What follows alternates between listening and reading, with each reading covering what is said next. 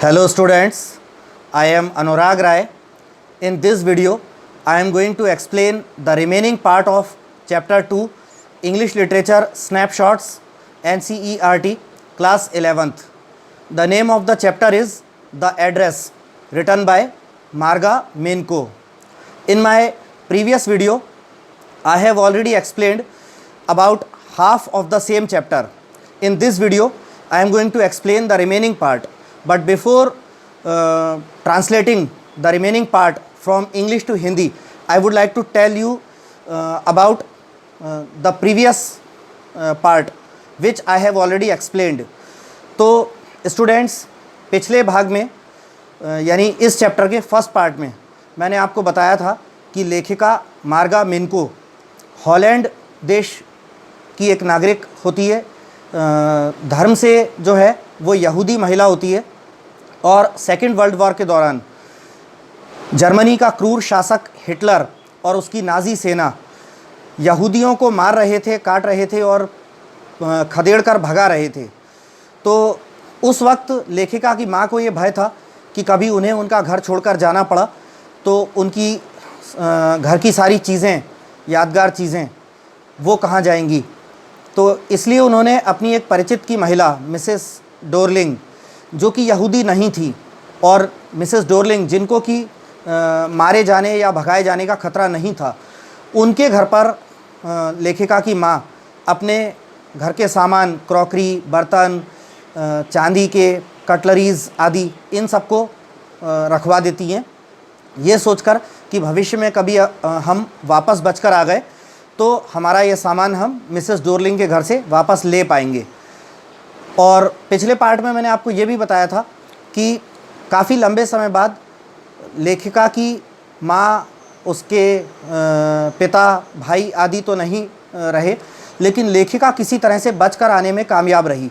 तो वो फिर अपनी माँ की उन चीज़ों को मिस करती थी और उसने निर्णय लिया मिसेस डोरलिंग के घर जाकर अपना सामान वापस लाने को। लेखिका मिसेस डोरलिंग के घर गई, लेकिन तब शायद मिसेस डोरलिंग की नीयत ख़राब हो गई थी, तो वो लेखिका को पहचानने से इनकार कर देती हैं। लेकिन जब लेखिका गौर से अपनी माँ के द्वारा बुने गए, हाथ से बुने गए हरे कलर के स्वेटर को मिसेस डोरलिंग को पहने हुए देखती हैं और मिसेस डोरलिंग ये देख लेती हैं, तभी भी मिसेस डोरलिंग आनाकानी करती हैं और कहती हैं कि अभी मेरे पास तुमसे मिलने का समय नहीं है, तुम फिर किसी समय आना। लेखिका तब वहाँ से लौट आती है। लौट कर आने के बाद कुछ समय बाद वो फिर से मिसेस डोरलिंग के घर जाने का मन बनाती हैं। इस बार लेखिका फिर से मिसेस डोरलिंग के घर आती है, लेकिन मिसेस डोरलिंग जो है वो अपने घर पर नहीं होती हैं, मगर मिसेस डोरलिंग की 15 साल की बेटी वहाँ पर होती है। वो दरवाज़ा खोलती है। अब इससे आगे का पार्ट, इस रिमेनिंग पार्ट जो है वो इस वीडियो में मैं आपको एक्सप्लेन करने वाला हूँ। पिछले वाले वीडियो में मैं शायद गलती से लेखिका जो है वो हॉलैंड देश की रहने वाली थी और हॉलैंड से यहूदियों को हिटलर और उसकी सेना मारकर भगा रहे थे। पिछले वीडियो में मैंने गलती से शायद हॉलैंड की जगह पोलैंड देश का नाम ले दिया था। पोलैंड मुंह से निकल गया था, तो आप उसे करेक्ट कर लीजिए। लेखिका जो है यहूदी महिला थी और हॉलैंड की रहने वाली थी। अब इससे आगे हम पढ़ते हैं कि लेखिका जो है वो मार्गा मिनको वो दोबारा से मिसेस डोरलिंग के घर आई है और उनकी बेटी जो है दरवाज़ा खोलती है। इसके बाद आगे क्या होता है, won't you sit down asked the girl. Mrs Dorling की बेटी ने लेखिका से पूछा, क्या आप बैठेंगी नहीं। She held open the door of the living room and I went inside past her. उसने जो है लिविंग रूम का दरवाज़ा खोल दिया और अंदर को जाने लगी और लेखिका बोली कि मैं भी उसके पीछे पीछे घर के मकान के अंदर आ गई। I stopped horrified. मैं ठहर के रुक गई, भयभीत हुई मैं कुछ। I was in a room I knew and did not know. लेखिका बोली कि मैं भयभीत इसलिए हुई कि मैं किसी एक ऐसे कमरे में थी जिसे मैं जानती भी थी और शायद नहीं भी जानती थी। I found myself in the midst of things I did want to see again but which oppressed me in the strange atmosphere. लेखिका कहती है, मैंने अपने आप को ऐसी चीज़ों के बीच पाया जिन चीज़ों को मैं दोबारा से देखना चाहती तो थी, लेकिन वो चीज़ें अब इस विचित्र माहौल में मुझे परेशान कर रही थी। और because of the tasteless way everything was arranged, because of the ugly furniture और the muggy smell that hung there, I don't know. लेखिका बोलती है, और या फिर मैं शायद इस वजह से भयभीत थी कि जिन बेढंगे तरीक़ों से उन चीज़ों को यहाँ वहाँ जमा कर रखा गया था, या फिर शायद उस बदसूरत फर्नीचर जो वहाँ था उसे देखकर, या फिर वो सीलन या जिसे सीड़न कहते हैं, सीड़न या सीलन से भरी दुर्गंध जो कि पूरे घर में फैली हुई थी, शायद उससे, आई डोंट नो, मुझे नहीं पता। But I scarcely dared to look around me, लेकिन मेरा चारों तरफ घूमकर यहाँ वहाँ देखने का साहस नहीं हुआ। The girl moved a chair, लड़की ने मेरी तरफ एक चेयर खिसका दी। I sat down and stared at the woollen tablecloth, मैं बैठ गई और पास में रखी टेबल पर बिछी एक ऊनी टेबल क्लॉथ को देखने लगी। आई रब्ड इट, मैंने उसको थोड़ा सा रगड़ा। My fingers grew warm from rubbing, लेखिका बोली कि उस वुलन टेबल क्लॉथ, टेबल पे जो कपड़ा बिछा था वुलन, उस पर रगड़ने से मेरी उंगलियां गर्म हो गईं। I followed the lines of the pattern, लेखिका बोली कि वो जो उस पर डिज़ाइन का जो पैटर्न था उसकी लाइंस को मैंने उंगलियों से छूते हुए आगे तक टच किया। Somewhere on the edge there should be a burn mark that had never been repaired, कहीं उस कपड़े के, वुलन कपड़े के किनारे पर कोई जला हुआ निशान अवश्य होना चाहिए था जिसको रिपेयर नहीं किया जा सका था, क्योंकि लेखिका उसे इसलिए पहचानती थी क्योंकि वहाँ ज़्यादातर चीज़ें लेखिका की माँ की ही थीं। My mother will be back soon said the girl, I have already made tea for her, will you have a cup. Mrs Dorling की लड़की बोली कि मेरी माँ जल्दी ही वापस लौट आएंगी, मैं पहले ही उनके लिए चाय बना के रख चुकी हूँ, क्या आप एक कप चाय लेना चाहेंगी? थैंक यू, लेखिका बोली, धन्यवाद। आई लुक्ड अप, मैंने ऊपर सिर उठाकर देखा, लेखिका बोली। The girl put cups ready on the tea table, लड़की ने, मिसेस डोरलिंग की लड़की ने चाय की टेबल पर कप पहले से ही जमा कर रखे हुए थे। She had a broad back just like her mother, उसकी कमर चौड़ी थी, पीछे से उसकी कमर चौड़ी थी, ठीक अपनी माँ की तरह ही। She poured tea from a white pot, उसने एक सफ़ेद, लेखिका बोल रही है ये, कि उसने एक सफ़ेद कलर के पॉट से चाय को कप में उड़ेला।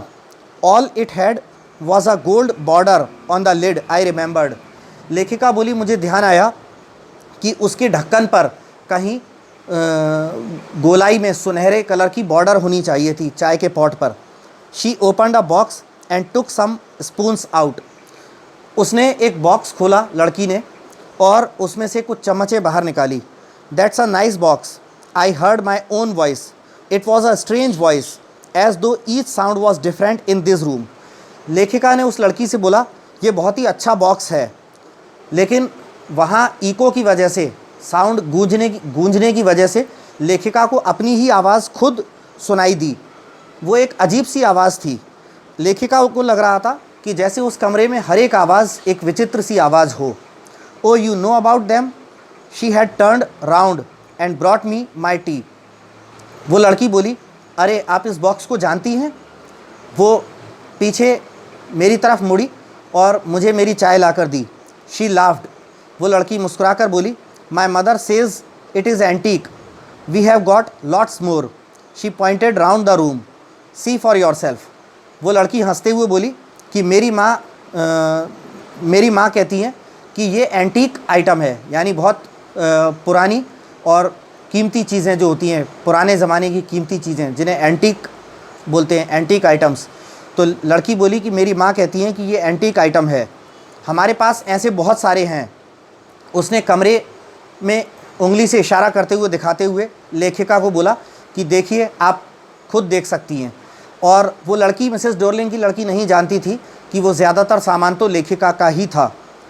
आई had no need to follow her hand, I knew which things she meant, लेखिका बोली कि मुझे उसके हाथ जहाँ जहाँ जा रहा था वहाँ फॉलो करके देखने की ज़रूरत नहीं थी, मैं जानती थी कि उसका आशय किन चीज़ों से था।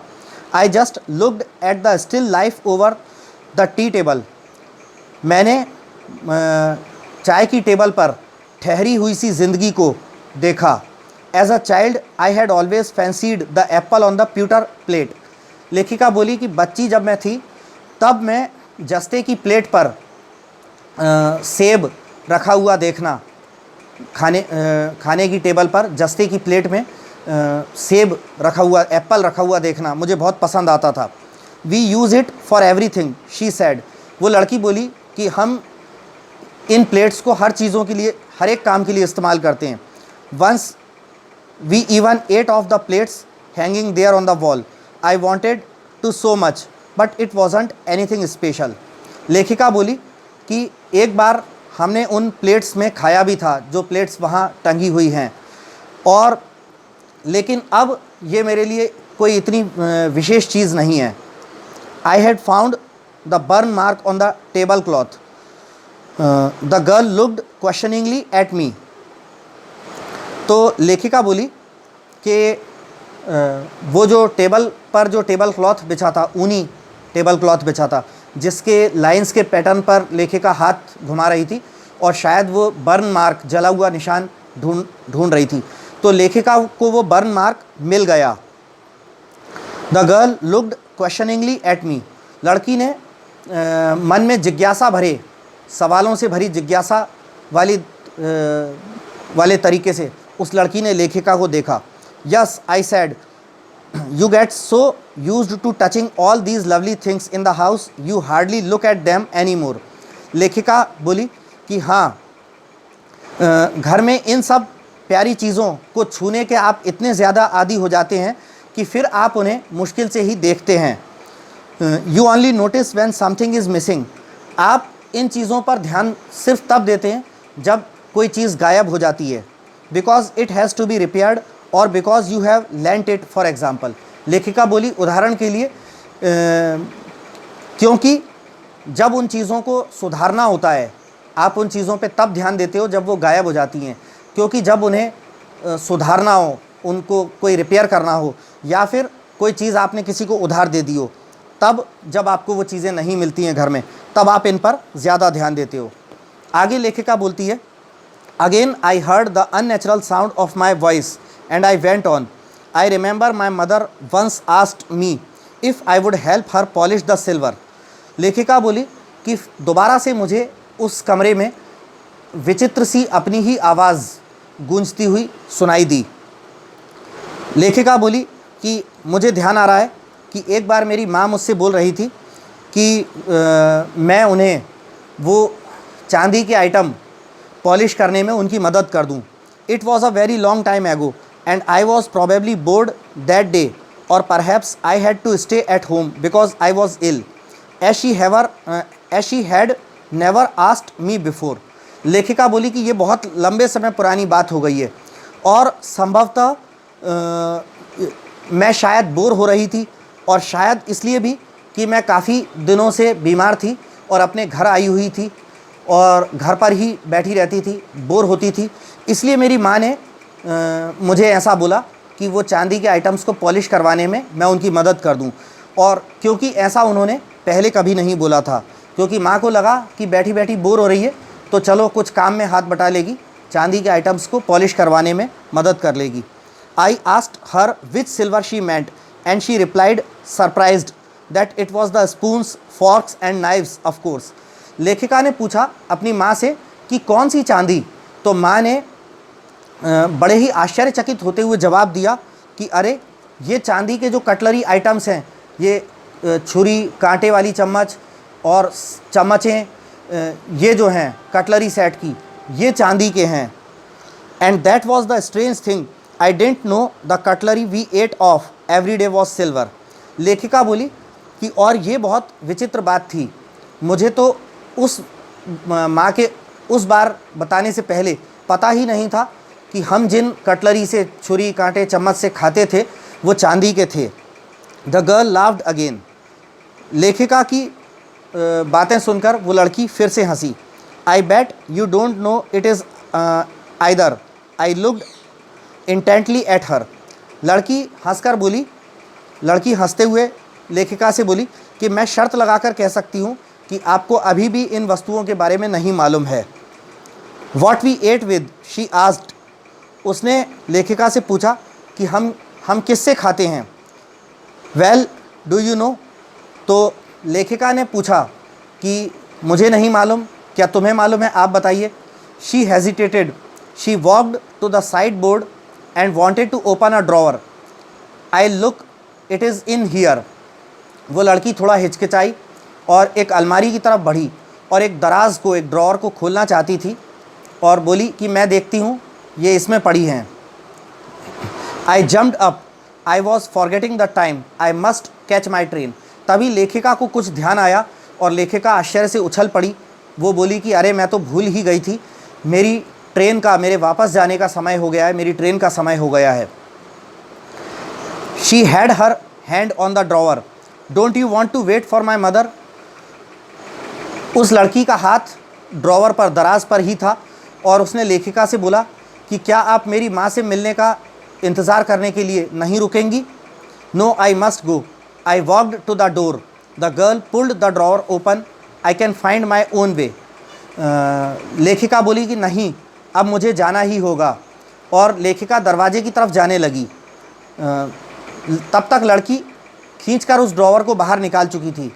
लेखिका की तरफ देखती है तो लेखिका उससे बोली कि कोई बात नहीं, मैं अपना रास्ता खुद ढूंढ लूँगी, यानी पैसेज से होते हुए बाहर जाने का।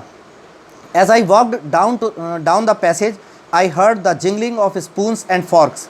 लेखिका बोली कि जब मैं उस पैसेज से, गलियारे से बाहर की ओर निकल रही थी तो मैंने छुरी कांटे चम्मचों के खनकने की, आपस में टकराने की, खनकने की आवाज़ें सुनाई दी। At the corner of the road I looked up at the name plate. सड़क के कॉर्नर पर जाकर मैंने मुड़कर वापस उस मकान पर नेम प्लेट पढ़ी। The address was correct, Marconi street, it said I had been at number 46। The address was correct. लेखिका बोली कि नेम प्लेट पर एड्रेस लिखा था मार्कोनी स्ट्रीट, मकान नंबर 46, पता बिल्कुल सही था। But now I didn't want to remember it any more. लेखिका बोली लेकिन अब मैं इसे और याद नहीं रखना चाहती थी। I wouldn't go back there because the objects that are linked in your memory with the familiar life of former times instantly lose their value when severed from them. You see them again in strange surroundings. लेखिका बोलती है कि I wouldn't go back there because the objects that are linked in your memory with the familiar life of former times instantly lose their value when severed from them. You see them again in strange surroundings. तो लेखिका बोली कि मैं वहाँ वापस नहीं जाना चाहती थी क्योंकि आपके बीते हुए, लेखिका बोलती है क्योंकि आपके बीते हुए जीवन की यादों से जुड़ी हुई चीज़ें, वो चीज़ें अपनी वैल्यू खो देती हैं जब वो चीज़ें आपसे अलग हो जाएं, और जब आप उन्हें दोबारा किसी विचित्र स्थान पर पाओ तब वो चीज़ें, जिन चीज़ों, जो आपकी चीज़ें हों, जो आपकी पुरानी यादों से जुड़ी चीज़ें हों, जिन्हें आप बहुत पसंद करते हो, वो चीज़ें तब अपना महत्व खो देती हैं जब आप उनसे बिछड़ जाओ, अलग हो जाओ, और दोबारा बहुत समय बाद आप उन्हें किसी दूसरे के यहाँ किसी अनजान जगह पर, विचित्र जगह पर पाओ आप उन्हें, तब उन चीज़ों का आपके लिए कोई महत्व नहीं रह जाता। आगे लेखिका बोलती है and what should I have done with them in small rented room where the shreds of blackout paper still hung along the windows and no more than a handful of cutlery fitted in the narrow table drawer. लेखिका बोलती है और मैं उन सब सामानों का करती भी क्या, एक अकेला छोटा किराए पर लिया हुआ कमरा, मेरे पास एक अकेला छोटा किराए पर लिया हुआ कमरा था जिसमें मेरे पास रखने की जगह भी नहीं थी, तो मैं वो सब सामान को वापस लाकर करती भी क्या। और ऐसा कमरा, मेरा छोटा एक अकेला किराए का ऐसा कमरा जिसकी खिड़कियों पर काले पड़ चुके कागज़ के टुकड़े आदि चिपके लटके हुए थे, और एक सकरी सी टेबल की ड्रॉवर जिसके अंदर आपके वो सारे बर्तन या कटलरी आदि ढंग से आ भी नहीं पाते, उस कमरे में पूरा सामान आ भी नहीं पाता, तो मैं उस सामान को वापस लेकर करती भी क्या। तो आगे लेखिका बोलती है, I resolved to forget the address of all the things I had to forget, that would be the easiest.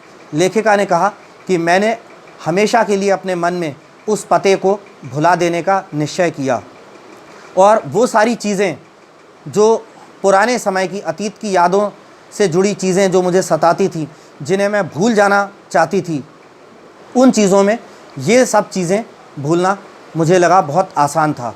तो यहाँ पर लेखिका अपनी कहानी को समाप्त करती है और कहती है कि मैं हमेशा के लिए उन सब चीज़ों को और उस पते को भूलकर अपना सारा सामान वहीं पर हमेशा के लिए छोड़ आई। तो यहाँ पर हमारी स्टोरी ख़त्म होती है। So students, please subscribe my YouTube channel Anurag Rai English tutor if you haven't subscribed it so far. Thanks.